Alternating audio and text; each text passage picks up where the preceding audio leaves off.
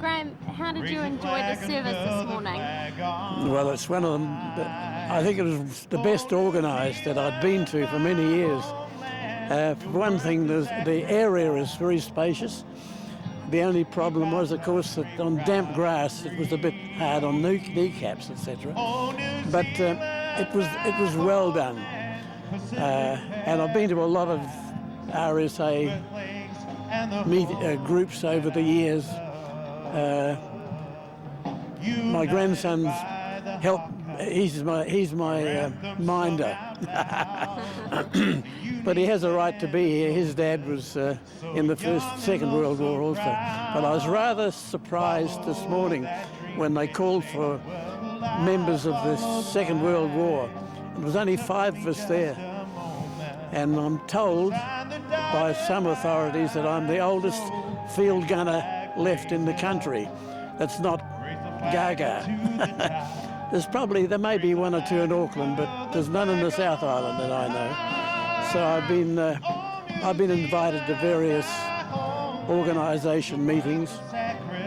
The last one of consequence was the Royal Artillery meeting that we had here this year for the first time that they'd ever had their meetings in the South Island. I'm joining the Royal Artillery group this year.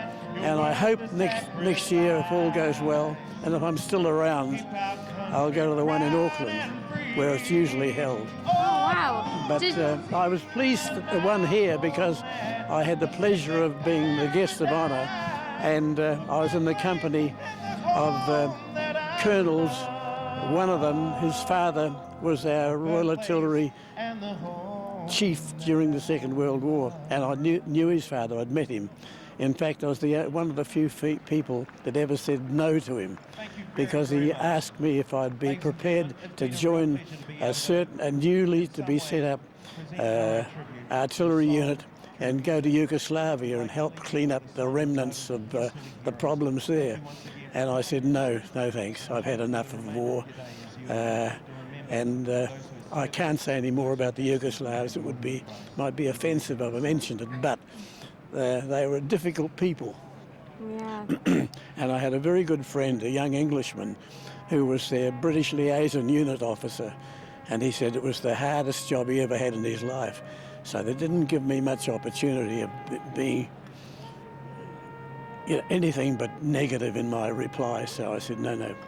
So he said he was gruffly, he had a deep voice, deeper than mine I might add, but by that time I was a sergeant major, and they said that I was going off to Britain to set up another prisoner of war camp. So I went over to United Kingdom, and the medal I wear today on that side is my wife's, she was with War Office 2 signals and was at invasion headquarters, and they served right down in the tunnels at Portsmouth, and we had many a talk about wartime problems.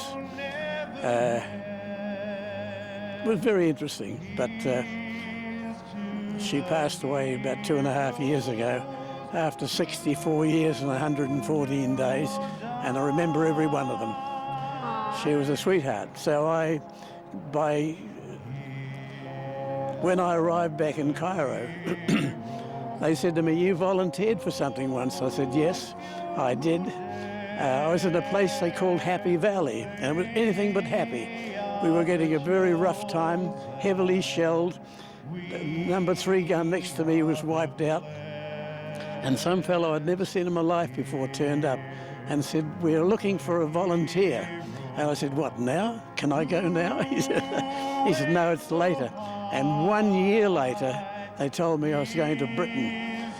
So I thought about it, and as I've said to my family many times, they said, well, you've got to make up your mind now. And I said, because of the draft going back to New Zealand, and you're on the draft to go to Britain. And I said, how long have I got to think about it? And he said, 60 seconds. I said, oh, have a heart. That's stupid. Anyway, after about 30 or 40 seconds, he said, time's running out. The draft's ready to move out to New Zealand. "Where are you going?" I said, "I'm going to Britain." So I've told my family on 2 or 3 occasions. The 60 seconds dilemma was quite amazing, because if I'd have said no, then you wouldn't have been here today. Set up a whole new family group. And So what does it mean that so many people gathered here today to pay respects? Well, I think it's marvellous. And the thing that I'm impressed about, though, I spent 5 years in the territorials before the Second World War, and I'm a great believer in having a territorial force.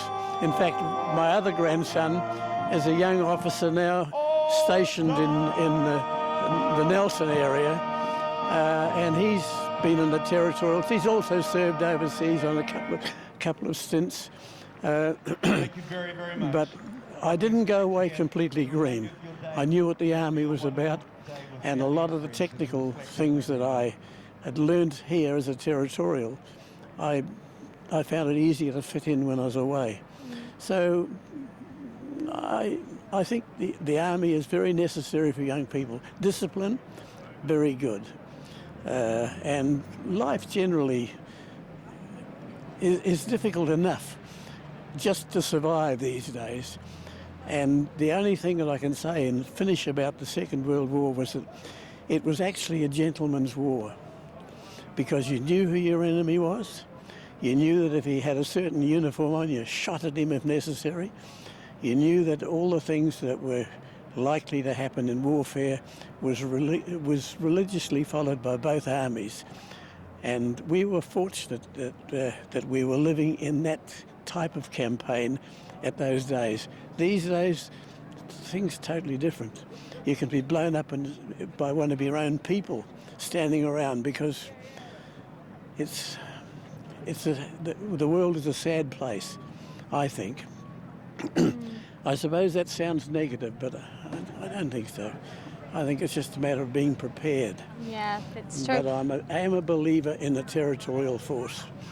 Oh, well, it's such a great honour to be able to share it with Hutch here, my granddad, who's obviously been an old campaigner. As Graeme was saying earlier, there's not too many left now, so it's a pretty special moment. And we're sort of here with Marge, his late wife too. He's wearing the badge, so it's. Okay. Yeah. And